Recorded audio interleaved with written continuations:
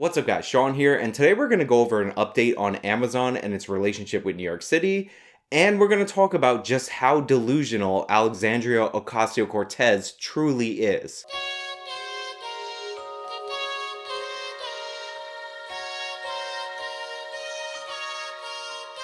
Now look, I've already done 2 videos on Amazon's second headquarters. I did my first video as a response to the tax incentives that New York City and New York State decided to offer Amazon in order to open up their location in Long Island City, New York. And then I did a video in response to them pulling out of New York City because of complaints from people like Alexandria Ocasio-Cortez. She complained, she thought Amazon was ripping off New York City, and then Mayor Bill de Blasio, after they had already made the deal, started indicating that he was going to alter the deal, and considering Amazon didn't really break ground and they didn't do anything that they couldn't easily undo, they decided it wasn't worth the trouble and they pulled out. Now, I have to be perfectly honest, I was never a big fan of this Amazon deal, and one of the main reasons why I wasn't a big fan of this Amazon deal is because the Amazon deal doesn't really change anything in terms of regulation or taxation for any other company in the city of New York. Sure, they get a bunch of tax incentives in order to move their second headquarters here, but the average New York City businessman, the average New York City small business owner, and I am a sole proprietor of a business, which is this channel that you're watching my videos on, I file my taxes as a sole proprietor, and I don't have the city and the state of New York basically filling out the paperwork for me, walking me through the process to get all these tax incentives. I don't have the city of New York subsidizing me in any way, shape, or form to expand my business. I'm basically on my own. I file my taxes, I get deductions for my business expenses like everyone else, and I live in fear every day that I didn't dot a T or cross an I, and the IRS is going to come after me and they're going to take everything from me. And that's how most freelancers, most small business owners, most companies feel about operating in this city. So for me, seeing a company like Amazon get some prime real estate, and believe me, as we've gone over in my previous videos, Long Island City was some prime real estate, and get the help of New York City and New York State in order to do so, basically have the city and state put together this incentive package that Amazon qualifies for so that they don't have to do any work to meet any of the requirements, was a bit of a shock, and honestly, I was a bit bitter about it. And to be 100% clear, I totally get that this is not a one-to-one comparison.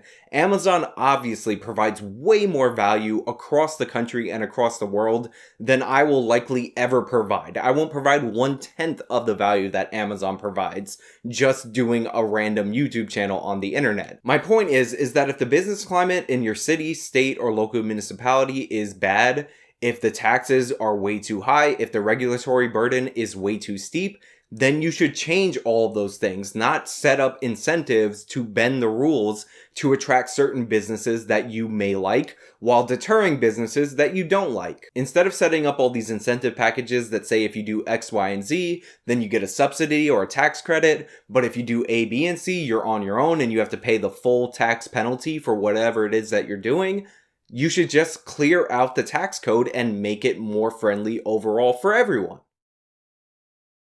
And another reason why I didn't get too excited about the Amazon deal when it was announced is because I understood from seeing many of these deals in the past that 25,000 job figure isn't really going to be 25,000 jobs. It might be 15,000, it might be 20,000, it could be more jobs depending on circumstances. But my point is that job numbers depend on circumstances. If it is not economical at all for Amazon to have 25,000 employees in Long Island City or in the New York City area, then they're not going to have 25,000 employees in New York City. Nobody at Amazon was going to be like, well, we promised Mayor de Blasio and Andrew Cuomo 25,000 jobs, so we have to maintain at least 25,000 jobs, even if it costs us money. Now, with all that being said, there were some really good parts of the deal. For instance, New York City was going to sell off what was a cafeteria lunch sorting facility that was just hanging around in Long Island City. New York City doesn't need a cafeteria lunch sorting facility that big in an area where the real estate is that expensive, but very few companies can buy something that big and have use for it. But since Amazon was going to locate their warehouse there, that made a lot of sense. You dump an asset that's not really useful to you, and you turn it into something that will produce way more money in terms of tax revenues down the line. Also, while I did just finish telling you that 25,000 jobs number was just a projection, and again, if it didn't make sense for them to have that many jobs, they wouldn't have that many jobs. They were building a giant warehouse in Long Island City, and you need a lot of people to work in those warehouses. So you'd have to imagine between retrofitting a warehouse of that size, employing people to run a warehouse of that size, and all of the office space that Amazon was renting for their executives and their marketing team, that you would be creating, or there would be at least 15,000 jobs created in the Long Island City area. And maybe that balloons up to 18,000 or even 20,000 during the holiday season. Who knows as Amazon expands? So there were going to be some definite positives, and the tax revenue from those employees and from the warehouse and from everything that Amazon was bringing to the table was expected over 10 years to add up to like $20 billion. And that's even with the $3 billion incentive package that New York City put together. That's $20 billion that you would not have had if Amazon doesn't locate their warehouse there. So even with my problems with those portions of the deal that I've highlighted, I can see why people would think it's a pretty good deal. But you see, thinking about things like this logically only really works if you're a rational, normal person. If you're a far leftist who believes that any tax cut is somehow a giveaway, then you think that New York City and New York State teamed up to give the largest company in the world $3 billion out of their pockets. And that brings us to Congresswoman Alexandria Ocasio-Cortez, who, despite being a representative whose district covers the area in question, the area that would likely pick up the vast majority of these jobs, was opposed to the deal from the jump. Instead of bringing up some actual reasonable critiques about the pros and cons of the deal that de Blasio and Cuomo struck with Amazon, a deal that again would bring thousands of jobs to Ocasio-Cortez's very own district, Alexandria Ocasio-Cortez decided to join in on a protest to the deal in principle to try to get Amazon to leave New York City. Now, there were so many things about Ocasio-Cortez protesting Amazon's HQ2 opening up in her district that were just hilarious. Number one, obviously, you have a congresswoman lobbying against jobs in her own district. So she's actively working against her constituency. Number two, the approval polls as related to this issue, how New Yorkers actually felt about Amazon opening HQ2 in Long Island City, were also hilarious because it turns out that every single demographic, if you went down the line, supported Amazon opening this headquarters, except for white people. Which means Congresswoman Ocasio-Cortez, champion of the marginalized and the people of color, was on the side of rich, liberal white dudes, while again being against literally every single minority group in the city of New York. She also kept going on about how Amazon moving to Long Island City would drive the rents in that area in her district up like crazy and price out the exact constituency that she's trying to represent.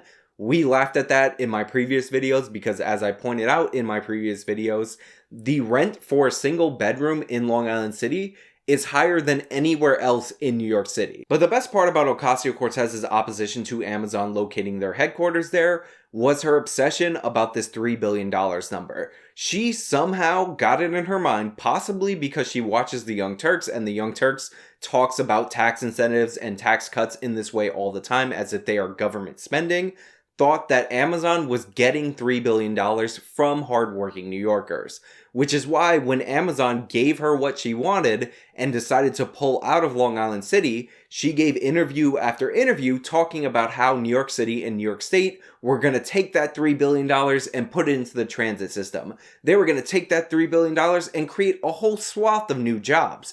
Because in her mind, Amazon leaving made the city of New York, or the state of New York, or a combination of the two, $3 billion richer. I think it's incredible. I mean, it shows that everyday Americans still have the power to organize and fight for their communities, and they can have more say in this country than the richest man in the world. So for the city was paying for those jobs. So frankly, if we were willing to give Amazon willing to give away $3 billion for this deal, We could invest those $3 billion in our district ourselves if we wanted to. We could hire out more teachers.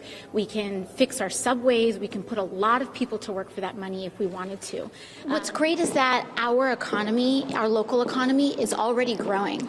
So I firmly believe that if we want to take that $3 billion that we're willing to give to Amazon and invest it in our local community, we can do that. We can make those jobs. We can make 25,000 jobs, but we don't have to give away and allow our subway system to crumble so that Amazon essentially owns a part of New York City. We can create 25,000 jobs with mom and pops. We can create 25,000 jobs with companies that are willing to come to the table, but we should not be giving away our infrastructure, our subway system, our schools, our teachers' salaries, our firefighters' budgets to a company that has not shown good faith to New Yorkers. And we can ask for more because we deserve it. I think it's really important that we understand that we need to invest in our economy, but we need to invest in our people. And to give away $3 billion. But of course, like most things in leftist dogma, reality runs contrary to their ideology.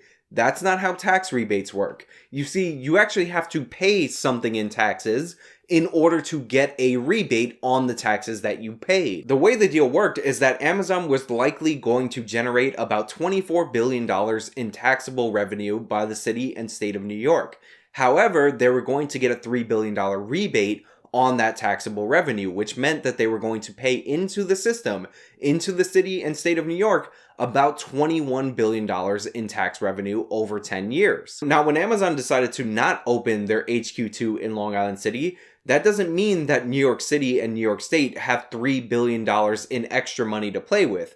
That means that they lost an estimated $21 billion in taxable income. The only way taking away those $3 billion in tax incentives would have made New York City and New York State richer over the next 10 years is if after they decided to take away those subsidies or take away those tax rebates, Amazon decided to locate in Long Island City anyway and paid all their taxes in full as normal. And according to Alexandria Ocasio-Cortez, Amazon has actually done that. So she was 100% right the whole time. Not only did Amazon relocate to New York City, but they're actually not getting the $3 billion in tax subsidies. So Alexandria Ocasio-Cortez just used her democratic socialist jujitsu to make Amazon relocate to New York City, create all the same number of jobs, and not getting tax. Come on, we all know that she's completely wrong about this. You see, Alexandria Ocasio-Cortez, in her infinite wisdom, and by wisdom I do mean complete and total stupidity, decided it would be a good idea to quote tweet somebody else who clearly just read a headline of a Wall Street Journal article about how Amazon was going to move to New York City without any of the tax incentives. Won't you look at that? Amazon is coming to New York City anyway, without requiring the public to finance shady deals, helipad handouts for Bezos, and corporate giveaways. Maybe the Trump administration should focus more on cutting public assistance to billionaires instead of poor families. Now, if you couldn't tell by that tweet, it appears that Congresswoman Alexandria Ocasio-Cortez is insanely happy with herself now that Amazon has decided to move to Manhattan anyway, according to her. Now, that's weird because Ocasio-Cortez was opposed to Amazon moving to New York in the first place, but it's double weird because if you read the article, you realize that Amazon is just opening an advertising division, and they're opening it in the Hudson Yards region of Manhattan, not in her district. So Ocasio-Cortez is celebrating 1,500 advertising jobs that likely would have came to New York City with or without the deal, while losing out on potentially 23,500 jobs that would have definitely been in her district. And instead of building something, hiring a bunch of construction workers to tear down and build up a new warehouse in her district, they're just renting space for those 1,500 employees in Manhattan, which is not her district. Look, obviously Amazon opening their H2 location in New York City wasn't an all or nothing proposition. Obviously, some jobs were coming to this city no matter what. We've seen a lot of tech companies relocate parts of their business to New York City for other reasons. And obviously, Amazon was inflating the job numbers that they were bringing to New York City by bundling the jobs that they were definitely bringing no matter what with the jobs that they were going to bring if they got the right tax incentive and they could relocate a warehouse to New York City. But for Ocasio-Cortez to pretend that this 1,500 jobs, where Amazon is basically renting space to have a marketing team in New York City, is the same thing as 25,000 jobs, potentially 25,000 jobs, in Long Island City, where they would actually have to hire construction workers to tear down and build up a warehouse, or at least retrofit a warehouse, is ridiculous. Even with my conservative estimate of this deal only producing 15,000 jobs, which is 10,000 less than what New York City, New York State, and Amazon say the deal was actually worth, this is still a 90% reduction in the jobs created. And instead of construction jobs and warehouse jobs that low income and middle class people get from a company, by the way, that has pledged that their minimum wage is $15 an hour, these are high-end marketing jobs in Manhattan. The idea that she's this smug and self-congratulatory about thousands of jobs killed in her own district because in a wealthier part of New York City, jobs for wealthier people are still coming anyway is absurd. I mean, seriously, check out this photo that she legitimately tweeted out on her Twitter account when it was announced that Amazon was moving way less jobs to New York City and a part of New York City that is not her congressional district. Me waiting on the haters to apologize after we were proven right on Amazon and saved the public billions. Somebody should really rename the Dunning-Kruger effect the Alexandria Ocasio-Cortez effect. Anyway, that's all I really have for you guys today. Let me know what you think about this down in the comments below. If you like this video, then please show me by leaving a like. You can subscribe for more content, follow me on all my social medias. You can support me via the many links in the description box of this video. This has been me talking about Ocasio-Cortez's crazy, borderline delusional, weird episodes on Twitter. Till next time.